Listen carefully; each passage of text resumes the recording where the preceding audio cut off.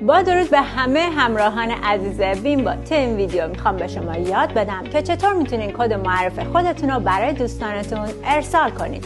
ما برای سهولت کار این کد رو به صورت یک کد مخفی داخل یک لینک برای شما تعبیه کردیم.